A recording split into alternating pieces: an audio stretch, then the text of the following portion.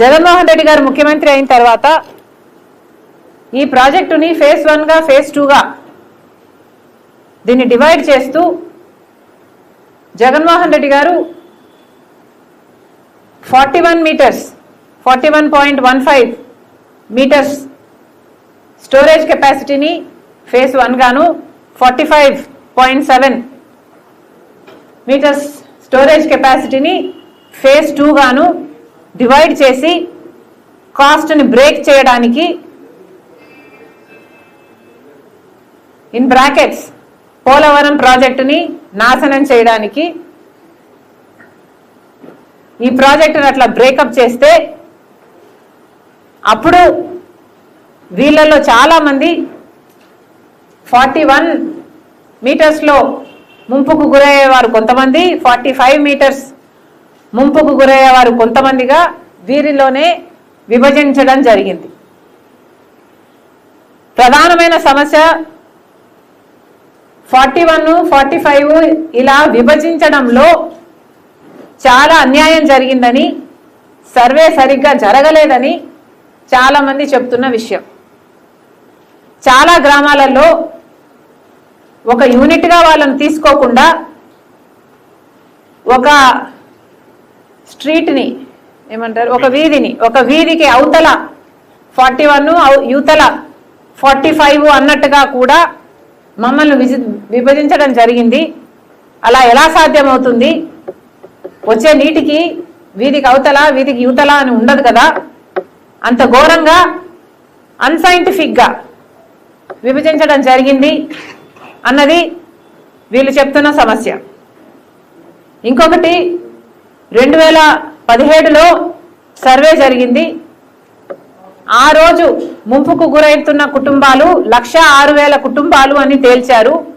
కానీ ఆ రోజు కట్ ఆఫ్ డేట్గా తీసుకున్నారు కాబట్టి 18 ఏళ్ల లోపు ఉన్న వాళ్ళకి ఎవరికి ఈ R&R ప్యాకేజీలు వర్తింప చేయలేదు. ఆ బెనిఫిట్స్ 18 ఇయర్స్ బిలో ఉన్న వాళ్ళకి అందలేదు అన్నది చాలా మంది చెప్తున్నారు. దాని తర్వాత 18 ఏళ్ళు నిండిన వాళ్ళు దాదాపుగా ఇప్పటికి 8 సంవత్సరాలు అయిపోయింది. కానీ ఇప్పటి వరకు ఇవ్వాల్సిన వాళ్ళకి R&R ఇవ్వకపోగా వీళ్ళకు కూడా, ఈ బిడ్డలకు కూడా ఆసరా లేకుండా పోయింది అన్నది కూడా వీళ్ళు బాధపడుతున్నారు. చాలా మందికి ఇలా గవర్నమెంట్ రిలీజ్ చేసింది, వీళ్ళందరికీ ముంపు ప్రాంతాలకు గురవుతున్న వాళ్ళు వీళ్ళు అని రిలీజ్ చేశాక కూడా R&R ప్యాకేజు ఇప్పటి వరకు ఇచ్చిన వాళ్ళల్లో ఈ నేమ్స్ మ్యాచ్ అవ్వటం లేదు. అంటే రిలీజ్ చేసేటప్పుడు మళ్ళీ అవకతవకలు జరిగాయి, మా పేర్ల మీద కాకుండా ఎవరికో ఇచ్చారు అన్నది కూడా వీళ్ళ కంటెన్షన్. అంతేకాదు రిహాబిలిటేషన్ ఏరియాస్లో అసలు ఏ ఫెసిలిటీసు లేవు. అంటే కొన్ని కుటుంబాలను R&R ప్యాకేజ్ ఇచ్చి కొత్త కాలనీలు కట్టి వాళ్ళని అక్కడికి మూవ్ చేయడం జరిగింది. కానీ ఇందాక అన్న చెప్పినట్టు మంచినీళ్ళు కూడా కెరోసిన్ వాసన వస్తున్నాయని ఎవరన్నా అలా R&R ప్యాకేజీలలో కొత్త కాలనీలలో ఇచ్చిన కొంతమంది కుటుంబాలకు కూడా సరైన వసతులు లేవు.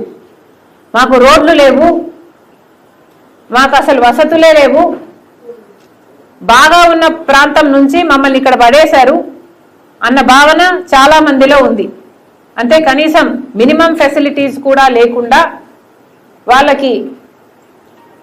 వాళ్ళని ఎగ్జిట్ చేయించడం జరిగింది అన్న భావన కూడా చాలా మందిలో ఉంది. ఇంకొక విషయం, చాలా మంది గిరిజనులు భూమికి బదులు భూమి ఇచ్చినప్పుడు ఆ భూమిని కంటెన్షియస్ భూమి, అంటే ఆ భూమి వాళ్లకు ఆమోదయోగ్యం కాని భూమి, అంటే ఆ భూమి సరిగ్గా లేదు కాబట్టి ఇచ్చిన భూమి ఇదిగో తీసుకోండి అన్నట్టుగా మా ముఖాన్ని ఏదో పడేశారు. కానీ ఆ భూమి కూడా ముంపులో ఉంది అని కొంతమంది చెప్తే ఆ భూమి ఇంకొకరిది అని ఇంకొంతమంది చెప్తే అసలు ఆ ఇచ్చిన భూమితో కూడా సంతోషం లేదు.